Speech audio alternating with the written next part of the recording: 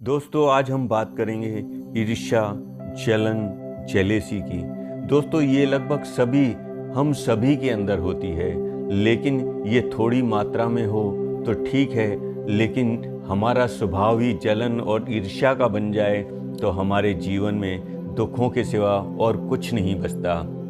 इसीलिए कहते हैं ईर्ष्या तब जन्म लेकर मन में पलती है जब अहंकार किसी बेबस पर हंसती है, और ईर्ष्या आपकी सुंदरता को नष्ट कर देती है। स्वयं पर विश्वास रखें, आप में कुछ ऐसा है जो दूसरों में नहीं। इसीलिए कहते हैं आग लगाना मेरी फितरत में नहीं, मेरी सादगी से लोग जलते हैं तो मैं क्या करूं।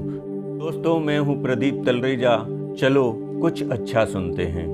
बहुत पहले की बात है, एक गरीब किसान एक गांव में रहता था। उसके पास एक छोटा सा खेत था जिसमें वो कुछ सब्जियां उगाकर अपना और अपने परिवार का पेट पालता था। गरीबी के कारण उसके पास धन की हमेशा कमी रहती थी। बहुत ही ईर्ष्यालु और जलेसी वाले स्वभाव का इंसान था। इस कारण उसकी अपने पड़ोसियों से भी नहीं बनती थी, अपने रिश्तेदारों से भी नहीं निपटती थी। किसान की अब उम्र ढलने लगी थी और उसे अब खेत में काम करने में भी परेशानी आने लगी। खेत जोतने के लिए उसके पास बैल भी नहीं थे। सिंचाई के लिए उसे वर्षा पर निर्भर रहना पड़ता था।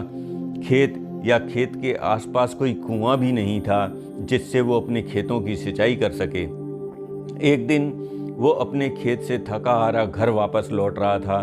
रास्ते में उसे सफ़ेद कपड़ों में एक बूढ़ा फकीर मिला। बूढ़ा बोला, क्या बात है भाई, तुम बहुत दुखी जान पड़ते हो।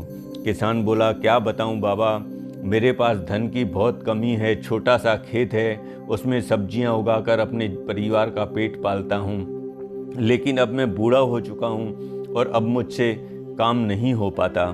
अगर मेरे पास एक बैल होता तो मैं खेत की जुताई, बुआई और सिंचाई का सारा काम आराम से कर लेता। बूढ़ा बोला, अगर तुम्हें एक बैल मिल जाए तो तुम क्या करोगे?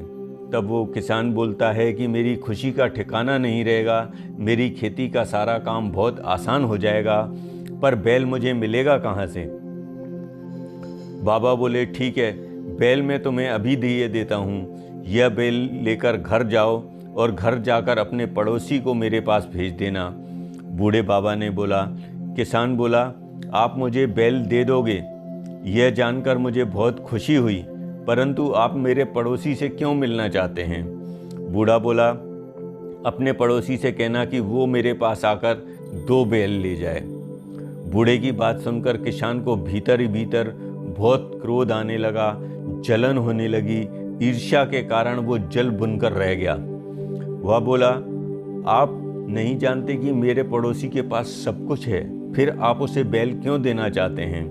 यदि आप मेरे पड़ोसी को 2 बैल देना चाहते हैं तो मुझे एक बैल भी नहीं चाहिए। बूढ़े ने अपने बैल को अपनी ओर वापस खींच लिया और कहा, यह तुम जानते हो कि तुम्हारी समस्या क्या है? तुम्हारी सबसे बड़ी समस्या गरीबी नहीं, तुम्हारी सबसे बड़ी समस्या है तुम्हारी ईर्ष्या, तुम्हारी जलन, तुम्हारा क्रोध। जो कुछ तुम्हें मिल रहा था, यदि तुम उसे देखकर संतुष्ट हो जाते, उसे हासिल करके संतुष्ट हो जाते, और तुम्हारे पड़ोसियों को क्या सुख सुविधा मिल रही है उससे ईर्ष्या नहीं करते, तो शायद आज संसार के तुम सबसे सुखी इंसान बन जाते। इतना कहकर वो बूढ़ा ओझल हो गया, अदृश्य हो गया। किसान अपने ईर्ष्यालु और जलन भरे स्वभाव के बारे में सोचने लगा। दोस्तों हम सभी भी यही गलतियां करते हैं, अपने जीवन में दूसरों के प्रति अपने अंदर जलन की भावना रखते हैं, तो हमें उस जलन ईर्ष्या की भावना को अपने अंदर से मिटाना होगा और अपने परिवार में खुशियां लाने के लिए हमें प्रयत्न करना होगा, और वो हम खुद करेंगे तो ही होगा। ईर्ष्या करने से हम किसी का कुछ नहीं बिगाड़ सकते, उल्टा अपने आप का सुख चैन खो देते हैं।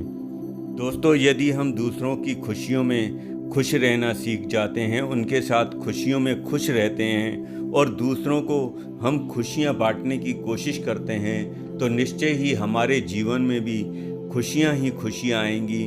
तो चलो हम भी खुशियां बांटें और खुशियां पाएं। दोस्तों, आप सभी खुश रहें, खुशहाल रहें, आबाद रहें। जियो दिल से चैनल सब्सक्राइब करें, वीडियो को लाइक और शेयर जरूर करें।